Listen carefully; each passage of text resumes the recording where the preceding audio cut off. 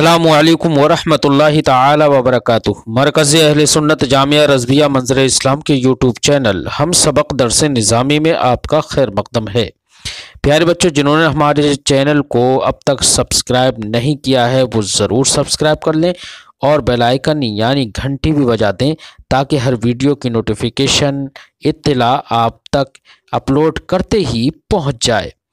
और अपने दोस्तों से भी शेयर करें और बात पसंद आए तो लाइक भी किया करें और अपने क़ल्बी तअस्सुरात को कमेंट करके भी ज़रूर बताएं। अब आपके सामने जामिया रज़विया मंज़र इस्लाम के एक अहम उस्ताद हज़रत मौलाना मुफ्ती मोहम्मद इब्राहीम साहिब क़िबला आपको नूरुल अनवार का दर्स देंगे। आप उनके दर्स को ध्यान से सुने। बिस्मिल्लाहिर्रहमानिर्रहीम। वहुवा इस्मुन लिन्नज़्मी वल माना जमीअन। और कुरान नाम है नज़्म और माना के मजमूए का। इससे माक़बल में मुसन्निफ़ ने किताबुल्लाह की तारीफ़ ज़िक्र फरमाई। अब इसके बाद और उसकी तारीफ़ बयान फरमाने के बाद, कुरान की तारीफ़ बयान फरमाने के बाद उसकी तक़सीम का ज़िक्र फरमाएंगे। लेकिन तक़सीम का ज़िक्र करने से पहले तमहीद के तौर पर एक बात ये बयान फरमाते हैं कि कुरान नज़्म का नाम है या कुरान माना का नाम है या नज़्म और माना दोनों के मजमूए का नाम है। तो इससे मुताल्लिक़ तीन कौल यहाँ पर ज़िक्र फरमाए हैं। पहला कौल ये कि कुरान नाम है फ़क़त नज़्म का, फ़क़त नज़्म का नाम कुरान है। दूसरा कौल यह है कि फ़क़त माना का नाम कुरान है। और तीसरा कौल जो यहाँ पर ज़िक्र किया वो ये कि कुरान नज़्म और माना के मजमूए का नाम है। नज़्म और माना दोनों के मजमूए का नाम कुरान है। मातिन और शारे दोनों के नज़दीक यही तीसरा कौल ज़्यादा सही और अक़वा है कि नज़्म और माना दोनों का नाम कुरान है।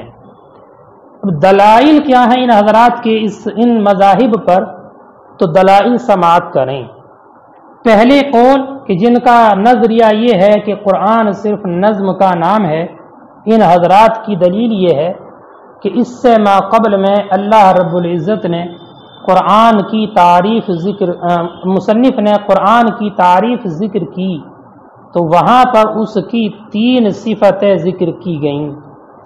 सिफ़त अव्वल अल मुनज़्ज़ल अलर रसूल पढ़ा आपने, सिफ़त सानिया अल मकतूब फिल मसाहिफ और सिफ़त सालिसा अल मनक़ूल अन्हु नक़लन मुतवातिरा।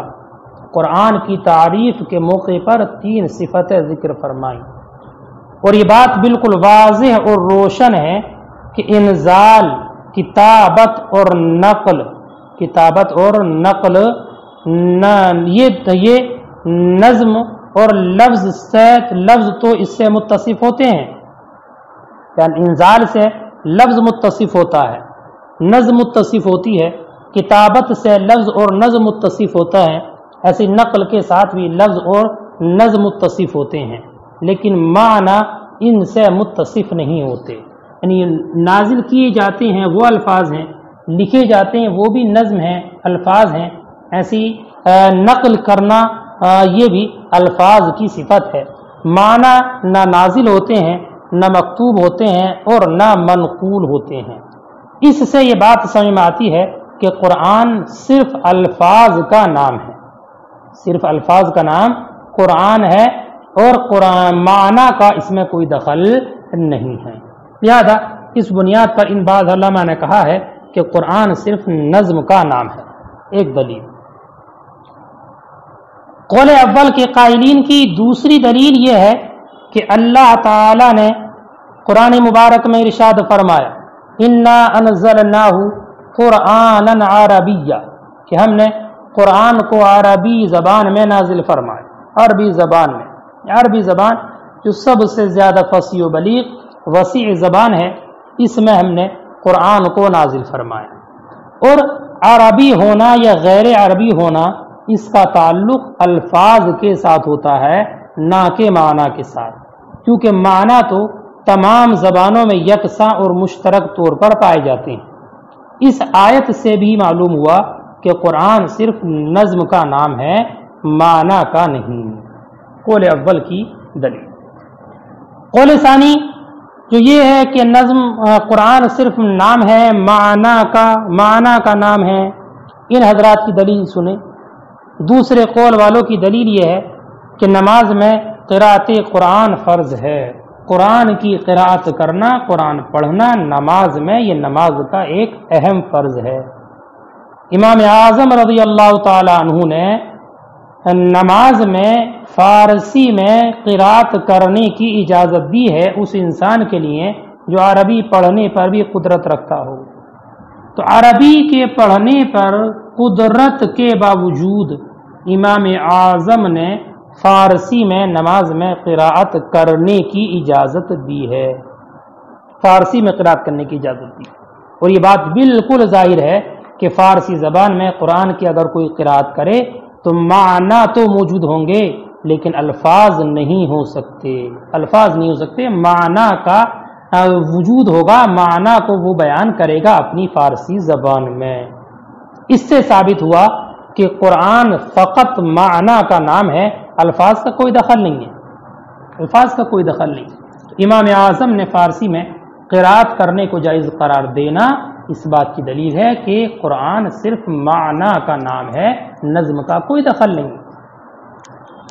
دوسری دلیل اللہ تعالیٰ کا ارشاد کریم وَإِنَّهُ لَفِي زُبُرِ الْأَوَّلِينَ، اور یہ قرآن پہلے کی کتابوں میں موجود ہے، پہلے کے صحیفوں میں موجود ہے، اور پہلے تمام کتاب سماویہ جو نازل کی گئیں سب کی سب غیر عربی تھیں، یعنی جو کتابیں نازل کی گئیں، جو صحیفے نازل کیے گئے وہ غیر عربی تھیں، اور قرآن کا اس میں موجود ہونا ہے نا اس بات کی دلیل کہ قرآن کے معنی کا وجود تھا، معنی کا وجود، الفاظ کا نہیں، چونکہ وہ قرآن، وہ کتابیں، وہ صحائف غیر عربی میں تھے۔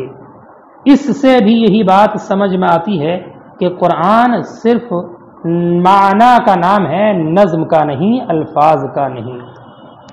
یہ دوسرے قول ہوا، اور ان حضرات کی دلیل کہ جو اس بات کے قائل کہ قرآن صرف نظم کا، صرف معنی کا نام ہے، نظم کا اور لفظ کا اس میں کوئی دخل نہیں ہے۔ تیسرا قول یہ کہ قرآن نام ہے الفاظ اور معنی کے مجموعے کا، نظم اور معنی کے مجموعے کا، جس کو متن میں ذکر کیا جو پسندیدہ قول ہے، پسندیدہ قول۔ ان حضرات کے دلائل وہی دلائل ہیں جو قول اول اور قول ثانی کے حضرات کے ہیں، کیونکہ قول اول کے دلائل سے قرآن کا نظم ہونا ثابت ہو جاتا ہے، اور قول ثانی کے دلائل سے قرآن کا معنی ہونا ثابت ہو جاتا ہے، لہذا دونوں سے نظم اور معنی کے مجموعے کا قرآن ہونا ثابت ہو جاتا ہے۔ تو قول ثالث کے دلائل کوئی الگ نہیں ہیں، بلکہ قول اول اور قول ثانی کے جو دلائل ہیں وہی دلائل ان حضرات کے ہیں کہ قول اول والوں کی دلیلیں اس بات پر دال ہیں کہ قرآن صرف نظم کا نام ہے، اور قول ثانی کی دلیلیں اس بات پر دال ہیں کہ قرآن صرف معنی کا نام ہے، معنی کا نام ہے۔ ایک بات اور سنیں، اب رہا یہ کہ قول اول کے قائلین نے یہ کہا ہے کہ انزال یہ صفت بنتا ہے نظم کی، ایسی کتابت یہ صفت ہے نظم کی، ایسی نقل ہونا یہ صفت ہے نظم کی۔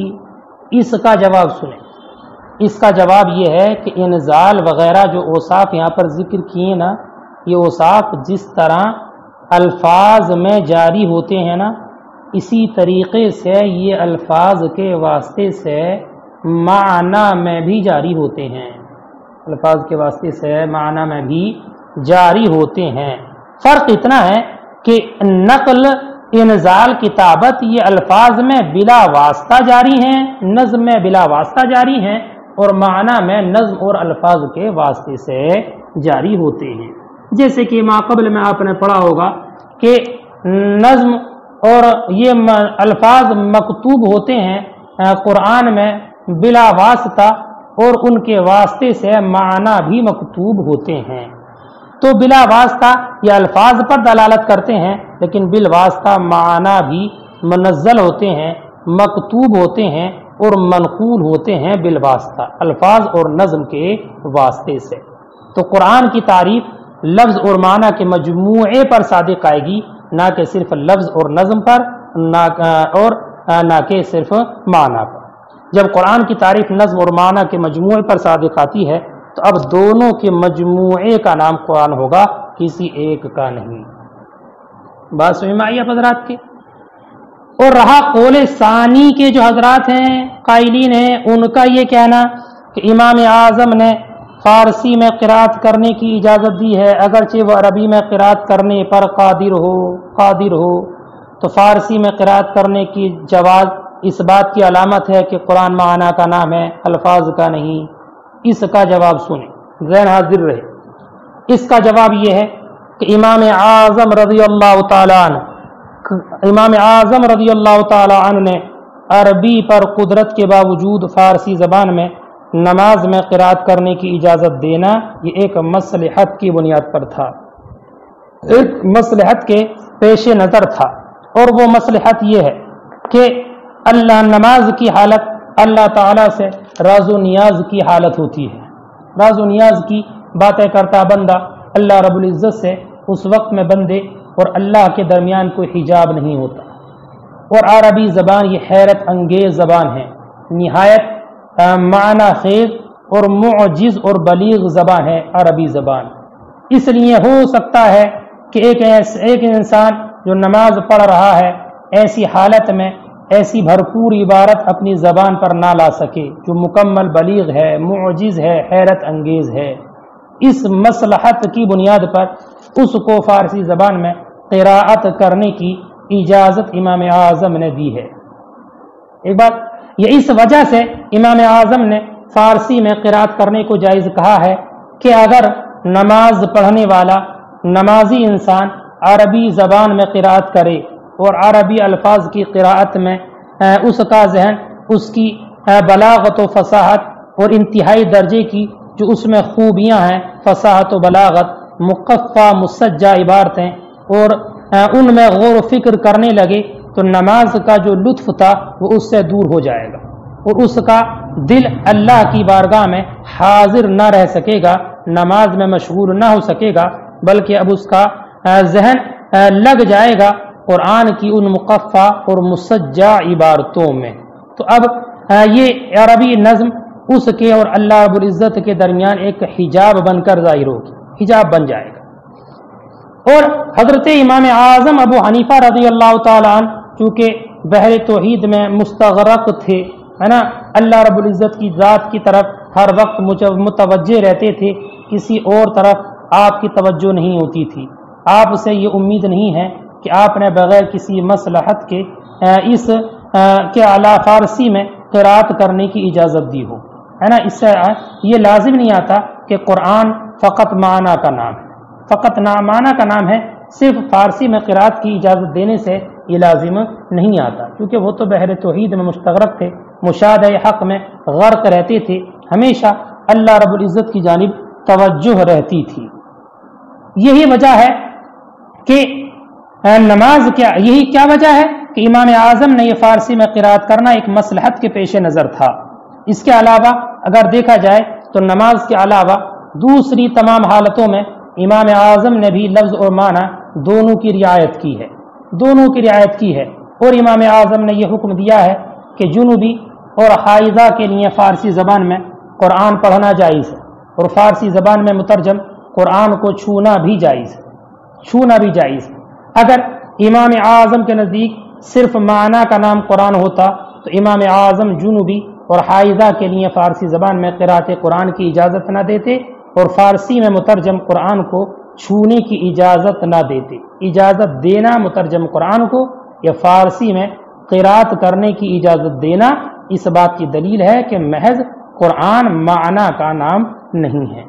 تو غیر نماز میں، غیر صلاۃ میں فارسی میں جو مترجم قرآن ہے اس کو چھونے کی اجازت دی ہے، حالانکہ اگر محض معنی کا نام ہوتا تو اس کو چھونا جائز نہ ہوتا۔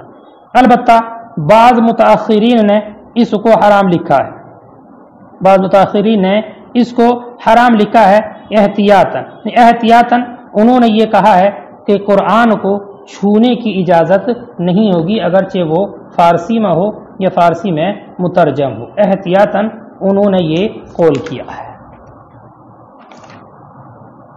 اور در مختار میں یہ ذکر کیا گیا ہے کہ امام اعظم رضی اللہ تعالی عنہ نے صاحبین کے قول کی طرف رجوع کر لیا تھا، صاحبین کے قول کی طرف رجوع کر لیا تھا، اور بعد میں آپ بھی اس بات کے قائل ہو گئے تھے کہ قرآن نظم اور معنی دونوں کے مجموعے کا نام قرآن ہے، دونوں کے مجموعے کا نام قرآن ہے۔ اس لیے اب اس سے استدلال کرنا اور اس کو بطور دلیل پیش کرنا یہ درست نہیں ہوگا۔ اب رہا یہ کہ ما قبل میں قول اول اور قول ثانی کے قائلین نے دو آیت کریمہ ذکر کی، پہلے والوں نے ذکر کی انا انزلناہ قرآنا عربیہ، اور دوسرے قائلین نے ذکر کی وَإِنَّهُ لَفِي زُبُرِ الْأَوَّلِينَ۔ ان کا جواب یہ ہے کہ قرآن تو در حقیقت نظم اور معنی کے مجموعے کا نام ہے، لیکن پہلی آیت کریمہ میں نظم مراد لیا ہے اور دوسری آیت کریمہ میں معنی مراد لیا ہے، یہ مجازن ہے، یعنی مجازن اس میں نظم کو مراد لیا ہے اور دوسری آیت کریمہ میں معنی کو مراد لیا ہے، اور کسی بھی چیز پر استدلال حقیقت سے کیا جاتا ہے، مجاز سے استدلال درست نہیں ہے۔ اور دوسرا جواب ان آیتوں کا یہ ہے کہ انا انزلناہ قرآنا عربیہ سے، اس آیت کریمہ سے قرآن کا نظم ہونا ثابت ہوتا ہے، نظم کا قرآن ہونا ثابت ہوتا ہے، یعنی اس آیت کریمہ سے یہ معلوم ہوتا ہے کہ نظم قرآن ہے۔ وَإِنَّهُ لَفِي زُبُرِ الْأَوَّلِينَ جو دوسرے قول کی دلیل ہے، اس آیت کریمہ سے معنی کا قرآن ہونا ثابت ہوتا ہے، لہذا دونوں آیتوں سے نظم اور معنی کے مجموعے کا قرآن ہونا ثابت ہو جاتا ہے۔ اس لیے قول اصح اور پسندیدہ یہی ہے کہ قرآن نظم اور معنی دونوں کے مجموعے کا نام ہے۔ اب آپ ترجمہ دیکھیں، وَهُوَ اسْمٌ لِلنَّظْمِ وَالْمَعْنَى جَمِيعًا، اور قرآن نام ہے نظم اور معنی کے مجموعے کا، تمہید لتقسیمہ بعد بیان تعریفی، یہ قرآن کی تقسیم کی تمہید ہے اس کی تعریف بیان فرمانے کے بعد، یعنی ان القرآن اسم للنظم والمعنى جميعا، یعنی قرآن نام ہے نظم اور معنی کے مجموعے کا، لا انہ اسم للنظم فقط، ایسا نہیں کہ فقط نام ہو نظم کا، کما ينبئ عنہ تعریف، یہ دلیل ہے ان کی، جیسے کہ اس کی خبر دیتا ہے قرآن کی تعریف کرنا انزال کے ذریعے، کتابت کے ذریعے اور نقل کے ذریعے، ولا انہ، اور نہ صرف اسم للمعنی فقط، نام ہے معنی کا فقط، کما یتوہم، جیسے کہ وہم ہوتا ہے، من تجویز ابی حنیفہ رحمہ اللہ، امام اعظم کے جائز قرار دینے سے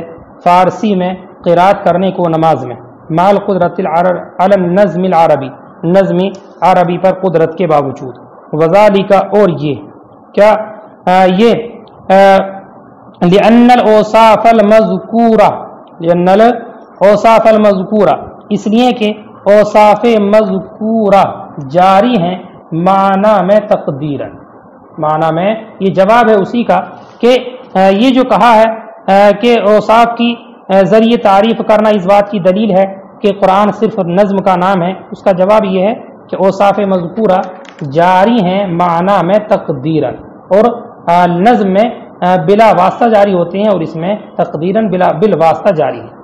وجواز الصلاۃ سے قول ثانی کا جو استدلال ہے امام اعظم کو لے کر کے، اس کا جواب ہے وجواز الصلاۃ بالفارسیہ، اور فارسی میں نماز، فارسی میں قراءت کا جواز انما ہوا لعذر حکمی، وہ عذر حکمی کی وجہ سے ہے، وہ ہوا، اور وہ یہ ہے ان حالت الصلاۃ حالت المناجات مع اللہ تعالی، کہ نماز کی حالت اللہ تعالیٰ کے ساتھ راز و نیاز اور مناجات کی حالت ہے، والنظم العربی معجز بلیغ، اور عربی عبارت انتہائی معجز اور بلیغ ہے، فلعلہ لا يقدر علیہ، شاید وہ انسان اس پر قادر نہ ہو سکے، او یا اس وجہ سے، لأنہ، اس وجہ سے، ان اشتغل بالعربی، اگر وہ مشغول ہو عربی میں، ينتقل الذہن منہ، इला हुस्निल बलागत वल बराअत। तो अब इससे मुंतकिल हो जाएगा जहन हुस्न बलागत और बराअत की जानिब। वयल्तज़्ज़ु बिल अस्जा वल फवासिल, और वो मुक़फ़्फ़ा और मुसज्जा इबारतों के साथ लुत्फ़ अंदोज़ होगा। वलम यखलस अल हुज़ूर मअल्लाहि ताला, और अल्लाह ताला के साथ उसका क़ल्ब हाज़िर न रह सकेगा। बल यकून हाज़ा नज़्म हिजाबन बैनहु व बैन अल्लाह ताला, बल्कि अब ये अरबी नज़्म हिजाब बन जाएगी बंदे और अल्लाह ताला के दरमियान। वकान अबू हनीफा रहिमहुमुल्लाह ताला मुस्तग़रिक़न फ़ी बहर तौहीद, और इमाम आज़म मुस्तग़रक़ थे बहर तौहीद और मुशाहदा में। वला यल्तफ़ित इल्ला इला ज़ात, और अल्लाह की ज़ात के सिवा किसी तरह मुतवज्जे ना होते। फ़ला ताअना अलैह, तो आप पर यह तान नहीं किया जा सकता। फ़ी अन्नहु कैफ़ युजव्विज़ुल क़िराअत बिल फ़ारसिय्या माल क़ुदरति अलल अरबी, कि आपने कैसे जायज़ करार दिया क़िराअत करने को फ़ारसी में अरबी पर कुदरत के बावजूद, अल मुनज़्ज़ल जो अरबी के नाजिल की गई। व अम्मा फ़ीमा सिवा सलाह, और नमाज के अलावा में फ़हुवा युराई जानिबहुमा, तो वो दोनों जानिब की रियायत करते हैं। यही वजह है कि फ़ारसी मुतरजम कुरान को छूने की इजाज़त दी है, ऐसी फ़ारसी में क़िराअत करने की इनको इजाज़त दी है। अगर कुरान महज नाम होता माना का, तो फ़ारसी मुतरजम कुरान को छूने की इजाज़त इमाम आज़म हरगिज़ न देते। बलागत, यहाँ पर कई लफ्ज़ आए हैं, वो मैं वाज़ेह कर दूँ। एक लफ्ज़ आया बलागत, कलाम फ़सी का मुक़्तज़े हाल के मुताबिक होना। कलाम फ़सी का मुक़्तज़े हाल के मुताबिक होना, ये बलागत है। बराअत, फसाहत, फजीलत, सजा, इंसान के कलाम मंसूर में वो लफ्ज़ है जो जुमले के आखिर में वाक़ हो। एक लफ्ज़ आया बराअत, बलागत आया, तो बलागत बताया कि कलाम फ़सी का मुक़्तज़े हाल के मुताबिक होना, ये बलागत है। और बराअत ये है कि इंसान के कलाम मंसूर में, मंजूम में नहीं बल्कि कलाम मंसूर में वो लफ्ज़ है जो जुमले के आखिर में वाक़ हो। जैसे कि कुरान की बहुत सारी आयत हैं कि उनमें एक जैसा लफ्ज़ कुरान में मज़कूर है, फिर एक जुमले के आखिर में जो लफ्ज़ आया है दूसरे जुमले के मुनासिब भी उस जुमले के आखिर में भी वही लफ्ज़ वाक़ हो। जैसे मनार ही की किताब को आप देख लो, जो आपके सामने है मनार किताब, इसमें मुसन्निफ़ हैं अल्हम्दुलिल्लाह से लेकर अल-क़वीम तक जो खुतबा ज़िक्र फरमाया है 3 जुमले हैं, और हर एक जुमले के आखिर में मीम है।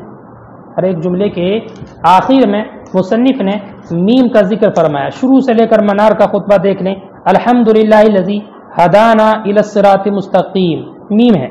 और उसके बाद में जो जिक्र फरमाया वस्सलातु अला मन इख्तस्सा बिल खुल्क़िल अज़ीम, यहाँ भी मीम है। और उसके बाद फरमाया व अला आलिही अल्लज़ीना क़ामू बिनुस्रति दीनिल क़वीम, यहाँ भी मीम है। तो मीम इसके आखिर में है, यही है रियायत सजा की इसमें रियायत की गई, ये बराअत है। और इसी तरह सूरतों में कुरान पाक में जो वाक़ होता है उसको फासिला कहते हैं, जिसकी जमा फवासिल आती है। फवासिल, इसकी जमा आती है फवासिल, जो एक लफ्ज़ यहाँ भी आया है। तो कुरान पाक की सूरतों में जो एक जैसा लफ्ज़ आखिर में आता है उसको फासिला कहते हैं, जिसकी जमा फवासिल आती है। जैसे कि सूरह दुहा हर जुमले अलिफ मकसूरा पर ख़त्म होता है, वद्दुहा वल्लैलि इज़ा सजा मा वद्दअका रब्बुका वमा क़ला।